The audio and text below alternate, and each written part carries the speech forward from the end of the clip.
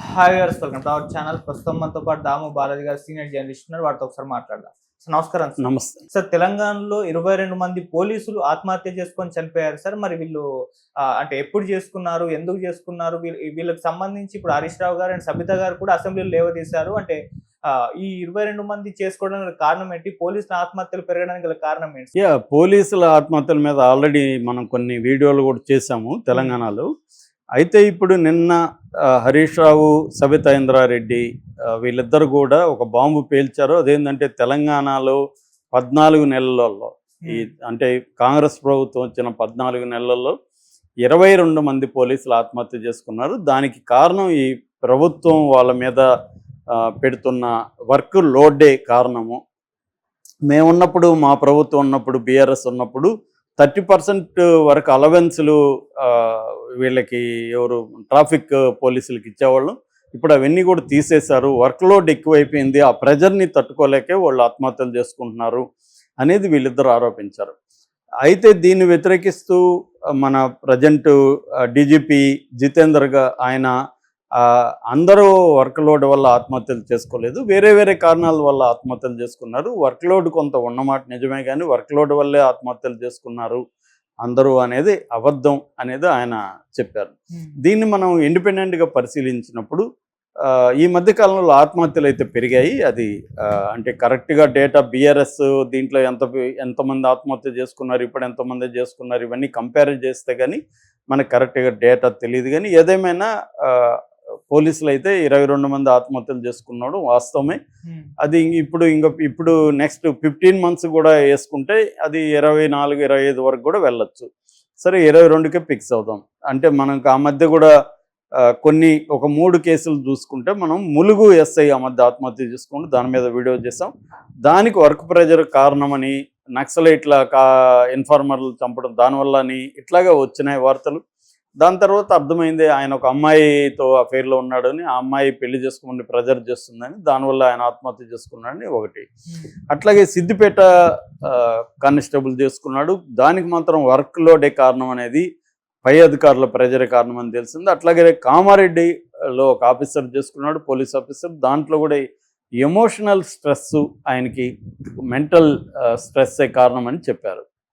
అయితే ఓవరాల్గా మనం కారణాలు కానీ కారణాలు చూసే ముందు అసలు ఎన్ని రకాల డిపార్ట్మెంట్లు ఉంటాయి పోలీసులు అనుకున్నప్పుడు తెలంగాణలో మనం చూస్తే చాలా డిపార్ట్మెంట్లు ఉంటాయి. నేను ఒక 16 డిపార్ట్మెంట్ లిస్ట్ చేశాను. అదేంటంటే law and order, crime, traffic, armed reserve, Telangana state special police TSSP, తర్వాత cyber crime, intelligent wing, women protection wing, special branch, training directorate, forensic unit, greyhounds, home guards, railway police, economic wing, ACB, ఇలా చాలా ఉంటాయన్నమాట. వీళ్ళకి ఒక్కొక్క డిపార్ట్మెంట్లో ఒక్కొక్క రకమైన stress ఉంటుంది. ఫర్ ఎగ్జాంపుల్ ట్రాఫిక్ వాళ్ళని తీసుకుంటే మనం అందరూ చూస్తుంటాం. ఇప్పుడైతే సమ్మర్లో వాళ్ళ బతుకు మామూలుగా ఉండదు. సో నరకం చూస్తారు. రెండోది ఏంటంటే వాళ్ళకి ఈ మధ్య గవర్నమెంట్, ఇంతకుముందు అంటే ట్రాఫిక్లో ఎవరినో వాళ్ళని పట్టుకొని నువ్వు ఉల్లంఘించావని చెప్పి వాళ్ళ దగ్గర 100-200 తీసుకొని వీళ్ళు కొంత హెల్ప్ అయ్యేది వీళ్ళకి. కానీ ఇప్పుడేమో అది కట్ చేసి వాళ్ళ కడుపు కొట్టి గవర్నమెంట్ తినేస్తుంది ఆ డబ్బులు కూడా.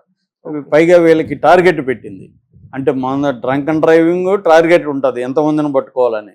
అట్లాగే ఎన్ని ఫోటోలు తీయాలి, ఎంతమందికి ఫైన్లు, చలానాలు ఫిక్స్ చేయాలి, ఇవన్నీ వీళ్ళకి ఇప్పుడు కెమెరాలు పట్టుకొని ఎవడు ఎక్కడ ఉల్లంఘిస్తున్నాడా అని వాడి చేయడం. ప్రజలు వీళ్ళని తిడతా ఉంటారు, ఎందుకంటే డబ్బులు ఎక్కువ కట్టుకోవాలా. నాది ఆ మధ్య జస్ట్ అక్కడ ఏమీ ఇబ్బంది లేదు, అక్కడ పెట్టి నేను దీనికి వెళ్తే ఒక స్టోర్కి వచ్చే లోపల 1000 రూపాయలు పడింది. ఇదేంద్ర బాబు అనుకున్నాను నేను. అంటే డబ్బులు వసూలు చేయడమే గవర్నమెంట్ పని. సో ఇది ప్రెజర్ పడుతుంది వీళ్ళ మీద. వీళ్ళకి ఏ రకమైన రిలీఫ్ లేదనమాట. అలాగా ఒక్కొక్క డిపార్ట్మెంట్కి ఒక్కొక్క రకమైన కష్టాలు. ఆర్మ్డ్ రిజర్వ్ పోలీస్ ఆ మధ్య సమ్మెలు చేశారు, ఫ్యామిలీలంతా వాళ్ళని గట్టిగానే తొక్కేశారు. సో ఇలాగా ఒక్కొక్క సమస్యలు ఒక్కొక్క పోలీస్ డిపార్ట్మెంట్లో ఉంటాయి. అయితే ఓవరాల్గా ఆత్మహత్యల కారణాలు సైంటిఫిక్గా ఇప్పటివరకు ఇక్కడే కాదు దేశవ్యాప్తంగా పోలీసుల ఆత్మహత్యల కారణాలని కొంతమంది స్టడీ చేసి రీసెర్చ్ చేసి అనలైజ్ చేసిన దాని ప్రకారం ఫస్ట్ కారణం అయితే long hours, heavy work load, ఎక్కువగా వీళ్ళకి టైమింగ్స్ ఫిక్స్డ్గా ఉండవు. మనం చూస్తుంటాము ఎవరో ఒకరు విఐపీలు వస్తుంటే రోడ్డు ఎక్కడ చూసినా పాపం ఎండలో నిలబడి ఉండాలి, వీళ్ళు గంటలు గంటలు నిలబడి ఉంటారు. సో అట్లా లాంగ్ అవర్స్ ఉంటుంది, వర్క్ లోడ్ ఉంటుంది. చాలామంది పోలీసులు చెప్పేది ఏమంటే మా పిల్లలు మమ్మల్ని గుర్తుపట్టట్లేదు సార్ అని. చిన్నపిల్లలు ఉంటారు, వాళ్ళు పడుకున్నాక వెళ్తారు, లేసే లోపల బయటకు వస్తారు, ఎప్పుడు వాళ్ళు చూసేదే లేదు వీళ్ళని. ఎవరు ఎప్పుడన్నా పొరపాటును చూస్తే హూ ఇస్ దిస్ గై అన్నట్టుగా వాళ్ళు అడిగే పరిస్థితి ఉంది. సో ఆ కైండ్ ఆఫ్ సిచ్యువేషన్ ఉంది, ప్రెజర్ ఉంది. రెండోది పోలీస్ డిపార్ట్మెంట్లో ఇప్పటికి కూడా ఫ్యూడల్ సంబంధాలే ఉంటాయి, డెమోక్రటైజ్ కాల. అంటే పై అధికారి కింద అధికారిని స్లేవ్ లాగా చూడడం, slave mentality, slave owner mentality అని నీషే అనే ఫిలాసఫర్ చెప్తాడు. పోలీస్ డిపార్ట్మెంట్లో అది ఉంటుంది, కింద వాళ్ళని వీళ్ళు నీచంగా చూస్తారు. ఫోన్ వస్తే కూడా సార్ సార్ అని లేసేస్తారు చాలామంది. మన సినిమాల్లో కూడా ఇది చాలాసార్లు చూపిస్తారు. ఆ కైండ్ ఆఫ్ ఫ్యూడల్ మెంటాలిటీ అనేది ఎందుకు అంత భయపడాల్సిన అవసరం ఉంది? అందరూ ఉద్యోగాలే గది చేస్తున్నారు, కానీ ఆ కైండ్ ఆఫ్ ఒక బానిస మనస్తత్వం పోలీస్ డిపార్ట్మెంట్లో ఇప్పటికి కూడా కంటిన్యూ అవుతుంది. ఇది ఎక్కువగా బాధలు భరించేది కింది స్థాయి వాళ్ళు. చాలామంది పోలీస్ అధికారుల ఇళ్లలో వీళ్ళు కూరగాయలు మోయడానికి దానికి దీనికి పని చేయడం, వాళ్ళ ఆడవాళ్ళు చెప్పే పనులన్నీ చేయడం, ఇలా కూడా చాలామంది ఉంటారనమాట. ఇది ఇప్పటికి కూడా కంటిన్యూ అవుతుంది. దాన్ని డెమోక్రటైజ్ చేయడం అనేది జరగలేదు, అంటే ఒక ట్రాన్స్పరెన్సీ లేదు. రెండవ కారణం ఫ్యామిలీ ఇష్యూస్. ఎక్కువగా ఇండియాలో చాలామందికి తెలియదు ఏంటంటే, చాలామంది ఏమనుకుంటారు స్త్రీలు దుర్బలురు, వాళ్ళు ఎక్కువ ఆత్మహత్యలు చేసుకుంటారు. రాంగ్ అది. మనం ఎన్సీఆర్బి డేటా చూస్తే, national crime records bureau data చూస్తే 2022 డేటా చెప్తున్నా నేను. 2022లో మన దేశంలో 171,000 మంది ఆత్మహత్యలు చేసుకున్నారు. అందులో మగవాళ్ళు ఎంతమంది ఆత్మహత్యలు చేసుకున్నారు, స్త్రీలు ఎంతమంది ఆత్మహత్యలు చేసుకున్నారు చూస్తే మనం షాక్ అవుతాం. స్త్రీలు ఎంతమంది చేసుకున్నారు తెలుసా? 48,172 మంది స్త్రీలు ఆత్మహత్యలు చేసుకుంటే, మగవాళ్ళు ఎంతమంది చేసుకున్నారు తెలుసా? 122,000 మంది. ఆల్మోస్ట్ 3 రెట్లు ఎక్కువ మగవాళ్ళు చేసుకున్నారు. మగవాళ్ళు ఎక్కువ ఆత్మహత్యలు చేసుకుంటారు. అంటే మన దేశంలో 1,00,000కి 12.4 మంది వ్యక్తులు ఆత్మహత్య చేసుకుంటారు. అంటే రేట్ అంటాం, 12.4 రేటు 1,00,000కి. ఇందులో స్త్రీలు ఓన్లీ 6.6 మాత్రమే స్త్రీలు ఆత్మహత్య చేసుకుంటే, మగవాళ్ళు 14.2 1,00,000కి 14 మంది అనుకోండి. 1,00,000కి 14 మంది మగవాళ్ళు చేసుకుంటే ఓన్లీ 6 మంది మాత్రమే స్త్రీలు చేసుకుంటున్నారు. ఇది లెక్క. అది ముఖ్యంగా ఫ్యామిలీ ఇష్యూస్లో కూడా ఎక్కువగా ఆత్మహత్యలు చేసుకునేది మగవాళ్ళే. అట్లాగే ఇక్కడ పోలీసుల విషయంలో కూడా పోలీసులకి ఫ్యామిలీలలో ప్రెజరు, ఎందుకంటే వీళ్ళకి ఫ్యామిలీ టైం ఇవ్వలేరు వీళ్ళు. సో వీడు సినిమాకి పోదామంటారు, రాత్రికి బయలుదేరుతా, నువ్వు టికెట్లు రెడీగా పెట్టుకుంటారు, అన్నీ రెడీగా పెట్టుకుని అతను రాలేడు.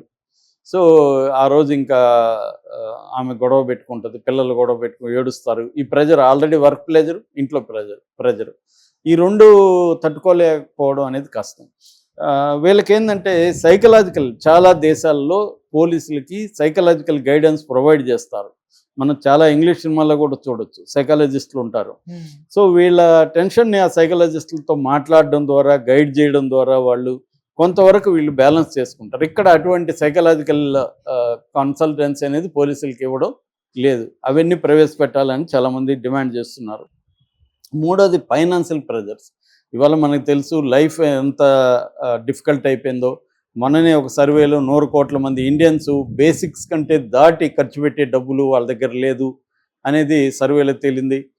అర్బన్ కన్జంప్షన్ భయంకరంగా పడిపోయింది ఈ మధ్య. స్టాక్ మార్కెట్ ఫ్లాప్కి కూడా ఇది ఒక కారణం.